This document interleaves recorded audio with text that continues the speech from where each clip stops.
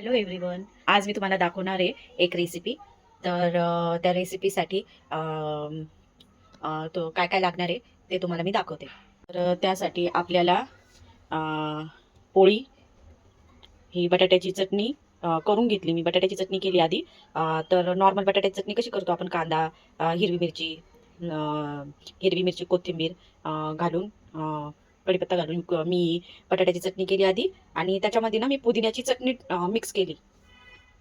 हे बेसन पिठाची पेस्ट, चीज, mayonnaise, sauce, tomato ketchup, आणि हे शेव, आणि हे शेजवान चटणी.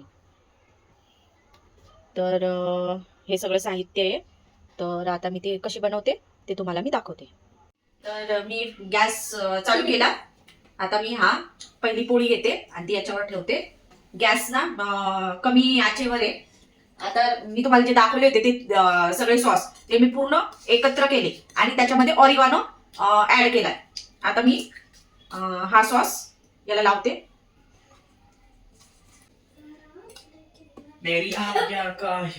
चुप चुप.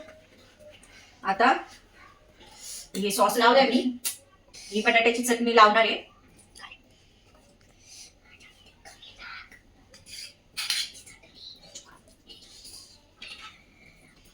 अशी बरोबर व्यवस्थित पूर्ण हे करायची, पूर्ण स्प्रेड करायची छान पोळीला. आणि गॅस ना एकदम कमी ठेवायचा, नाही तर पोळी ना कशी जळून जाईल आपली खालून. आता आपल्याला काय करायचंय, पुढची स्टेप, हे जे बेसन पीठ आहे ना पेस्ट, तर ते हे आपल्याला याच्यावर पसरवायची अशी. ओके नाही, असं मस्त छान स्प्रेड. हे पूर्ण स्प्रेड करून घेतलंय. आता आपण याला पलटी मारून घेऊ. तर हे बघा, हे असं असं भाजून घेतलं आपण. आता आपण याच्यावर थोडस आपण ना वरतून बटर लावून घेऊ त्याला. आता मी याच्यावर आहे ना चीज टाकणार आहे.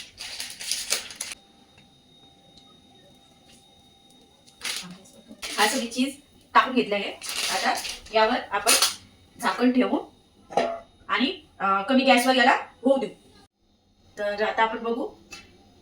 वाव, हे बघा किती छान चीज मेल्ट झालेलं आहे. मस्त मी पहिल्यावाला माझ्या मोठ्या मुलीला परीला देत आहे.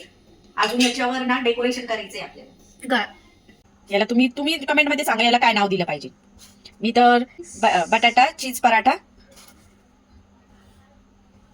आता आपण याच्यावर ही शेव टाकू. तर फ्रेंड्स, ही माझी रेसिपी तुम्हाला कशी वाटली ही कमेंट मध्ये नक्की सांगा. आणि तुम्ही पण ही रेसिपी एकदा ट्राय करून बघा आणि कशी लागते ते मला कमेंट मध्ये नक्की सांगा. तर माझा व्हिडिओ आवडल्यास लाईक, शेअर, सबस्क्राईब. बाय.